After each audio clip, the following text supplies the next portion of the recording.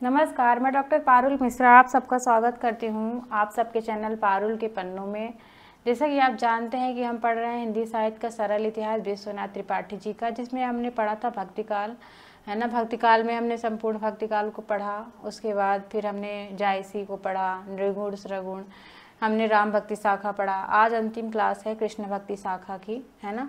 तो पढ़ेंगे कृष्ण भक्ति धारा में कौन कौन से कवि आते हैं, क्या इसका उद्भव, ठीक है। तो चलते हैं आगे।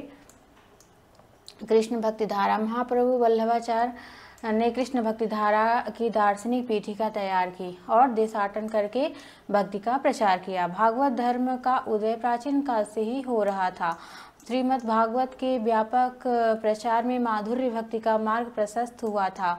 वल्लभाचार्य के दार्शनिक प्रतिपादन और प्रचार से उस रास्ते को सामान्य जनसुलभ बनाया गया। महाप्रभु वल्लभाचार्य जी का जन्म 1477 माना जाता है और देहांत 1530 में बताया जाता है। मान्यता है कि जो सूरदास है उनसे 10 दिन बड़े थे वल्लभाचार्य, ठीक है। वल्लभाचार्य जी के अनुसार ये सारी सृष्टि लीला के लिए ब्रह्म की आकृति है ना, आत्मकृति है। जीव ब्रह्मा का ही अंश है, जो जीव है वो ब्रह्मा का ही अंश है। ब्रह्मा अपने औचित्य और शक्ति के जगत के रूप में ही परिणित होते हैं, ठीक है। आगे चलते हैं। वल्लभाचार्य ने 3 प्रकार के जीवों को बताया है, ठीक है। तो प्रवाह जीव, पुष्टि जीव और मर्यादा जीव। प्रवाह जीव जो सांसारिक प्रवाह में पड़े रहते हैं उनको प्रवाह जीव कहा जाता है। मर्यादा जीव वो होते हैं जो विधि निषेध का पालन करते हैं, है ना। और पुष्ट जीव वो होते हैं जो भगवान का अनुग्रह प्राप्त कर लेते हैं, वे कृष्ण की नित्य लीला का अनुभव भी कर सकते हैं। वल्लभाचार्य ने भक्ति में निहित महात्मा और श्रद्धा के अवयव की अपेक्षा करके प्रेम के तत्व को ही अपनाया। वल्लभाचार्य के अनेक ग्रंथ हैं, है ना। कौन कौन से ग्रंथ हैं? पूर्व मीमांसा भाष, उत्तर मीमांसा भाष, है ना। पूर्व मीमांसा भाष, अणुभाष, श्रीमद् भागवत की टीका इन्होंने लिखी। अणुभाष मीमांसा या ब्रह्मसूत्र भाष से लिखा, ठीक है। आगे चलते हैं। यहाँ पे कृष्ण की जन्मभूमि गोवर्धन पर्वत पर श्रीनाथ जी का विशाल मंदिर बनवाया था, वहीं अपनी गद्दी स्थापित की थी। ओके, सूरदास चलते हैं। सूरदास कृष्ण भक्ति धारा के कवियों में से एक हैं, तो इनको देख लेते हैं। 1478 में इनका जन्म, 1583 में मृत्यु हुई। कृष्ण भक्ति धारा के ये कवि हैं, 1478 इनका आसपास होता है, ये हमने देख लिया। भक्तमाल के 84 वर्षों की वार्ता से थोड़ी बहुत जानकारी मिलती है कि इन्होंने आईने अकबरी और मुंशियात अबुल फजल में भी किसी संत सूरदास का उल्लेख मिलता है, ठीक है। तो यहाँ पे ये लिखा जा रहा है विश्वनाथ त्रिपाठी जी के अनुसार कि जो आईने अकबरी है और मुंशियात अबुल फजल में सूरदास का जिक्र आता है, जो किसी दूसरे सूरदास का यहाँ पे वर्णन हो रहा है, ठीक है। भक्तमाल में इनकी शक्ति कविता के गुणों की प्रशंसा की गई है ना। भक्तमाल किसका है? ऊपर हमने पढ़ा था कि भक्तमाल किसकी किताब है। अगर आपको पता है तो आप कमेंट करें, ठीक है, क्योंकि इसकी पहले क्लास आई थी उसमें हमने पढ़ चुका है, ठीक है। और यहाँ पे चलते हैं। जो अष्टछाप के कवि हैं उनको भी हम देख लेंगे। सूरदास के विषय में कहा जाता है कि वे जन्मांध थे। उन्होंने अपने को जन्मांध को आधार का, है ना, आधार का, जन्म का आधार का मतलब हम जन्म से ही आधार हैं, ठीक है। सूर का आशय है, सूर से है, जो सूर और सती मध्यकालीन भक्तों के आदर्श से। सूरदास पहले ब्रज भाषा में काव्य की रचना करने की परंपरा तो मिल जाती, किंतु उनकी भाषा यह पौढ़ता चलतापन काव्य का उत्कृष्ट नहीं मिलता, है ना। शुक्ल जी ने सूर को क्या कहा है? तो शुक्ल जी ने सूर को एक और जयदेव तथा चंडीदास तथा विद्यापति की परंपरा से जोड़ते हैं, ठीक है। ये इंपॉर्टेंट कथन है, पूछ देगा कि ये किसका कथन है। शुक्ल जी कहते हैं, रामचंद्र शुक्ल जी, कि सूर को एक और जयदेव तथा चंडीदास और विद्यापति की परंपरा से जोड़ते हैं। तो वहीं दूसरी तरफ लोकगीतों की परंपरा से उन्हें जोड़ा जाता है। विद्यापति और सूर में जो निरीहता और तन्मयता मिलती है, अनुभूतियों को जिस प्रकार से बाह्य प्रकृति के ताने बाने बुना गया, वही लोकगीतों की विशेषता है ना। तो यहाँ पे इनकी बात हो रही है। जयदेव की गीत गोविंद, विद्यापति की पदावली, चंडीदास की काव्यकृति, सूर का सूरसागर उसी परंपरा में आता है, ठीक है।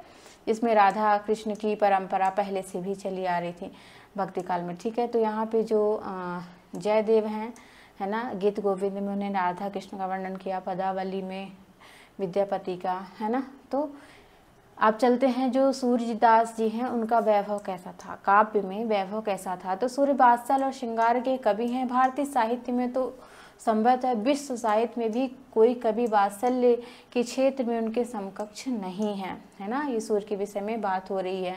बाल जीवन का पर्यवेक्षक एवं चित्रण महान हृदय मानव प्रेमी व्यक्ति ही कर सकता है। सूर्य ने वात्सल्य श्रृंगार का वर्णन लोक साहित्य की भावभूमि पर किया था, है ना। और मार्मिकता, मनोवैज्ञानिकता, स्वाभाविकता जीवन के यथार्थ में ही निहित होती है, ठीक है। तो यहाँ पे तुलसी की अपेक्षा सूर्य का विषय क्षेत्र सीमित अवश्य है, किंतु सूर्य ने राधा कृष्ण की प्रेम लीला और कृष्ण की बाल लीला को प्रकृति के कर्म के विशद क्षेत्र में संदर्भ में प्रदान किया है, ठीक है। सूर्य के साहित्य में जो यहाँ पे लोक साहित्य की बात हो रही है कि जो सूर्य का साहित्य है, सूर्य की साहित्य की सहज जीवंतता जितनी सूर्य में सूर्य के साहित्य में मिलती उतनी हिंदी के किसी कवि में नहीं मिलती। सूर्य का बाल लीला का वर्णन अपनी सहजता, मनोवैज्ञानिकता, स्वाभाविकता अद्वितीय है ना। यहाँ पे एक पंक्ति है कि सूर्य के बालक बन गए, मतलब सूर्य ने कृष्ण के समान बालक बन गए। यहाँ पे लिखा, काहे को आर्य करत मेरे मोहन ओ तुम आंगन रोटी, यशोदा दही मथ रही थी और कृष्ण हट कर रहे थे, आंचल पकड़ लिया, दही भूमि पर लुढ़क गया, है ना। कृष्ण का चलना सीखना, उनके पैर डगमगाते हैं। यहाँ पे सिखवत चलन यशोदा मैया अर बराय करिपान गहावती डगमगाए धरे पैया, है ना। तो सूर्य का जिस प्रकार वात्सल्य वर्णन है वहाँ पे दिखाया गया है। मैया मोरी मैं नहीं माखन खायो, यह पंक्ति मार्मिक क्यों है? यह पंक्ति के बारे में लिखा गया कि क्यों है? समूचे जीवन चरित्र के संदर्भ में ही हम मतलब रख सकते हैं कि समझा जाए, बालक होते हुए तो निरीह हैं लेकिन मैं अपने को बहुत चालाक समझते हैं। यह सब वयस्क खूब समझते हैं। कच्ची चालाकी से मिलकर बच्चों की निरीहता वयस्कों के लिए सबसे पहले अधिक निरीह और प्रिय हो उठती है ना। उनकी सारी तर्क पटुता, उनका ऐसा अपराध ही स्पष्ट हो जाता है जिससे माँ का प्यार उमड़ पड़ता है ना। जैसे संयोग श्रृंगार यहाँ पे बात की गई है कि श्रृंगार का संयोग और वियोग होता है, वैसे ही वात्सल्य का भी होता है। सूर्य की श्रृंगारी काव्य वर्णन का वियोग पक्ष अपेक्षा अधिक उत्कृष्ट है ना। तो सूर्य के यहाँ राधा कृष्ण का प्रेम कैसा है? तो सूर्य के यहाँ राधा कृष्ण का प्रेम परिचय में विकसित होता है। वह प्रकृति और कर्म क्षेत्र की जन्म पृष्ठभूमि में पुष्पित पल्लवित होता है। गोचारण जीवन से प्रकृति का पूरा अवकाश है। सूर्य ने राधा कृष्ण के प्रेम लीला में प्रकृति, है ना, गाय ग्वाल वाल सबको महत्वपूर्ण स्थान दिया है। साहित्य में प्रेम के सूत्रपार ऐसा जीवांत बहुत ही दुर्लभ होगा कि बूझत श्याम कौन तू गोरी, कहाँ रहती काकी है बेटी, देख नहीं कछु ब्रज खोरी, काहे को हम ब्रज तन आवती, खेलती रहती आपनी पौरी, सुनत रहती श्रवण नंद टोढोरा, करत फिरत माखन दधी चोरी। तो यहाँ पे ब्रज भाषा में लिखा गया है, ठीक है। मुक्तकों की ऐसी स्वाभाविक संवाद योजना कम ही मिलती है। सूर्य द्वारा चित्रित राधा कृष्ण की प्रेम लीला मध्यकालीन पराधीन नारी के सहज एवं स्वाधीन जीवन का स्वप्न जैसे साकार हो उठा हो। जिस प्रकार सूर सागर में मिलता है, जिस प्रकार उनकी नारियों का जो स्वाधीन नहीं, उनकी नारी स्वाधीन नहीं है, इसका वर्णन सूर सागर में मिलता है। रासलीला का साधनात्मक अर्थ है, जहाँ जो गोपियाँ हैं साधकों के प्रतीक हैं, किंतु जो काव्य का प्रतीकार्थ है वही ठीक नहीं है ना। तो यहाँ पे सूर्य की जो सूर सागर है उसका यहाँ पे चित्रण किया गया है, ठीक है। आगे देख लेते हैं कि सूर्य यहाँ पे तुलसी का भी चित्रण आया है कि तुलसी नारी पराधीन को महसूस करते हैं, है ना। तुलसीदास जी नारी की पराधीनता को महसूस करते हैं, उसकी पीड़ा का चित्रण करते थे, किंतु सामाजिक निषेधों अंतर्निहित मानवीयता को सूर्य की तरह तोड़ नहीं सकते हैं, है ना। मानो माई घन घन अंतर दामिनी, घन दामिनी दामिनी घन अंतर, शोभित हरिव्रज भाखिनी, है ना, भामिनी। तो यहाँ पे सूर्य का जो विरह वर्णन है कैसा है? तो सूर का जो विरह है अधिकांशतः स्वाभाविक पद्धति से चित्रित हुआ है ना, जिसमें कृष्ण की स्मृति प्राय दैनंदिनी जीवन प्रसंगों में आती है। ओके, आवश्यकता कहीं कहीं सूर में रूढ़ अपमानों जो उपमान है उसकी झड़ी लग जाती है। ठीक है, जहाँ गोपियों की निरीहता व्यवस्था प्रकट होती है, भ्रमर गीत में गोपियों की विदग्धता एवं निरीहता व्यवस्था उतनी मार्मिक नहीं जितनी विरह को प्रकट करने वाली उनकी निरीहता निश्चल अनल मतलब। और साहित्य लहरी में सूर के क्या हैं, साहित्य दृष्टिकूट पद मिलते हैं। ठीक है, तो जो साहित्य लहरी सूर सागर का सूरसारा वाली साहित्य लहरी है ना तो साहित्य लहरी में दृष्टिकूट पद मिलते हैं। साहित्य लहरी के प्रामाणिकता में संदिग्धता है ना। यहाँ पे सूर के जो पद हैं गे मुक्तक हैं है ना, उसमें प्रबंधात्मकता का रस है, इसीलिए उन्होंने गे पद के साथ साथ लीला पद भी कहा जाता है। जो सूर के पद हैं उनको क्या कहा जाता है, गे मुक्तक कहा जाता है और लीला पद कहा जाता है। ठीक है, कहीं कहीं गीत गोविंद के वर्णानुप्रास शैली में भी अपनाया गया है। ठीक है, और देख लेते हैं आगे कि उन्होंने बल्लभाचार्य के पुत्र विट्ठल नाथ ने पुष्टिमार्गी कवियों में 8 कवियों को, तो अष्टछाप की यहाँ पे बात होगी क्योंकि अष्टछाप के कवियों से क्वेश्चन पूछा जाता है। ठीक है, तो सूर कुंभ परम कृष्ण गोविंद क्षिति चतुर्नंद ये क्रम है। ठीक है, तो आप पढ़ेंगे हम नंददास जी को। ठीक है, तो यहाँ पे है कि बल्लभाचार्य जी के शिष्य थे से स्वयं विट्ठलनाथ जी, मतलब 8 शिष्यों में 4 बल्लभाचार्य जी के शिष्य, 4 विट्ठलनाथ जी। विट्ठलनाथ जी कौन है, बल्लभाचार्य जी के पुत्र हैं। बल्लभाचार्य जी के 2 पुत्र थे, एक विट्ठलनाथ है और एक गोपीनाथ है ना। तो विट्ठलनाथ के 4 शिष्य हो गए, बल्लभाचार्य जी के 4 शिष्य हो गए, इनको अष्टचाप कहा जाता है। ठीक है, आगे चलते हैं। नंददास 16वीं शताब्दी के हैं। नंददास 16वीं शताब्दी के अंतिम चरण में विद्यमान है। भक्तमाल में लिखा है कि चंद्रहास अग्रज सुखज परम प्रेम पथ में पगे 200 वर्ष श्रवण की वार्ता के अनुसार ये तुलसी के भाई थे। ठीक है, नंददास को तुलसीदास जी का भाई माना जाता है 200 वर्ष की वार्ता में। ठीक है, इनकी प्रमुख कृति कौन सी है, रास पंचाध्यायी, सिद्धांत पंचाध्यायी, भागवत, दशम स्कंद, रुक्मणी, मंगल रूप, मंजरी रस, मंजरी दान, लीला मान, लीला, इनके यश का आधार रास पंचाध्यायी है। ठीक है, तो जो नंददास हैं है ना, जिनको तुलसी का भाई कहा जाता है तुलसीदास जी का, तो इन्होंने रास पंचाध्यायी बहुत बार क्वेश्चन पूछा गया है। ठीक है, ठीक है, आगे चलते हैं। भंवर गीत में उन्होंने रोला छंद के ध्रुवक जोड़े उन्होंने लिखा है, जैसे संगीत। तो देखिए, एक भंवर गीत है, एक भंवर गीत है, इससे भी क्वेश्चन पूछा जाता है। तो भंवर है ना, तो नंददास जी का भंवर है, भंवर। ठीक है, जिसमें इनकी जो गोपियां हैं वो पढ़ी लिखी प्रतीत होती हैं। ठीक है, इसको बहुत ही अच्छा माना गया है भंवर गीत को। ठीक है, तो रूप मंजरी इसी नाम से एक भक्त महिला का चरित्र का वर्णन किया गया है रूप मंजरी में। अष्टछाप के शेष कवियों में लीला गान के पद कहे हैं है ना, जो अष्टछाप के जो अन्य कवि हैं, लीला गान जो उनकी प्रधान श्रृंगारिक राधा कृष्ण के रूप में श्रृंगार के साथ साथ उनके चरित्र का भी गुणगान किया गया है। ठीक है, उनके विषय में जो है वो उनकी श्रृंगारिकता का गुणगान है। कृष्णदास जी को हम देखते हैं, 16वीं शताब्दी, इनका जन्म शूद्र में होते वल्लभाचार्य जी के कृपा पात्र थे, मंदिर में प्रधान हो गए थे। इनका रचा हुआ जुगलमान चरित है ना, जुगलमान चरित किसका है, कृष्णदास जी का। परमानंद दास जी 16वीं शताब्दी, 835 पद परमानंद सागर नाम से संकलित है। इनकी काव्य सरसता है ना, इनकी काव्य कविताओं में सरसता है। कुंभन दास परमानंद दास के समकालीन थे। ठीक है, तो कुंभन दास कौन थे, परमानंद दास के समकालीन, और उन्होंने सीकरी में राज सम्मान के लिए खिन्न होकर कुछ लिखा था। तो यहाँ पे कुंभन दास की पंक्ति है, कहा जाता है कि अकबर के बुलाने पर उन्होंने एक लिखा था कि संतन को कहाँ सीकरी से काम है ना, आवत जात पर ही अब टूटी बिसर गयो हरे नाम। ठीक है, और यहाँ पे चलते इनकी कृति कौन कौन सी, द्वादश यश, भक्त प्रताप, हित जी को मंगल। चित्त स्वामी 16वीं शताब्दी में विद्यमान थे। इनकी गोविंद स्वामी की रचना कालक्रम 1543 तथा 1568 के बीच माना जाता है। ठीक है, अन्य कृष्ण भक्त कवि कौन कौन से हैं, तो देखिए इसमें जो अष्टछाप के कवि हैं उनको विस्तृत नहीं दिखाया गया, थोड़ा सा है।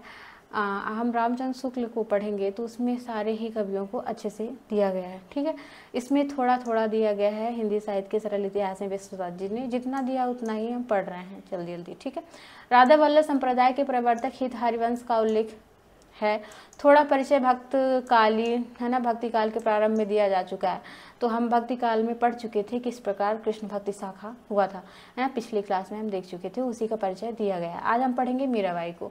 मीराबाई का हिंदी के श्रेष्ठ कवि तो मेरे 1516 में इनका जन्म होता है ना। इनके व्यक्तित्व के इर्द गिर्द इनकी किंवदंती अगर ली गई थी। ये बाबर के से मोर्चा लेने वाले महाराणा सांगा की पुत्रवधू थी और महाराणा कुमार भोजराज की पत्नी थी, ठीक है। भोजराज की पत्नी थी मीराबाई।